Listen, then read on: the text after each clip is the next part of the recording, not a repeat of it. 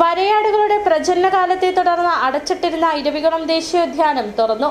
വരയാടുകളുടെ പ്രജനനകാലത്തോടനുബന്ധിച്ച് ഫെബ്രുവരി 1 മുതൽ 2 മാസത്തേക്കായിരുന്നു പാർക്ക് അടച്ചിട്ടിരുന്നത്. വരും ദിവസങ്ങളിൽ വരയാടുകളുടെ കണക്കെടുപ്പും നടക്കും. വരയാടുകളുടെ പ്രജനനകാലവുമായി ബന്ധപ്പെട്ട 2 മാസങ്ങൾക്ക് മുമ്പ് അടച്ച ഇരവികുളം ദേശീയോദ്യാനം വീണ്ടും സന്ദർശകർക്കായി തുറന്നു.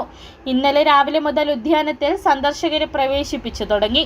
രാവിലെ 8 മുതൽ വൈകിട്ട് 4 വരെയാണ് സന്ദർശകർക്കുള്ള പ്രവേശന സമയം. ഫെബ്രുവരി 1 മുതലായിരുന്നു ഉദ്യാനം അടച്ചത്.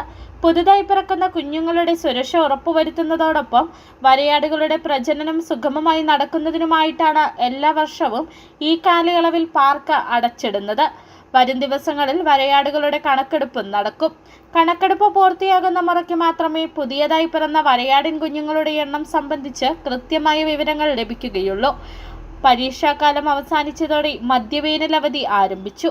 ഓരോ മധ്യവേനൽ അവധിക്കാലത്തും വരയാടുകളെ കാണുന്നതിനും ഉദ്യാനത്തിന്റെ ഭംഗി ആസ്വദിക്കുന്നതിനുമായി നൂറുകണക്കിന് സഞ്ചാരികളാണ് ദിവസവും മൂന്നാറിലേക്ക് എത്തുന്നത്. City vision, Munnar.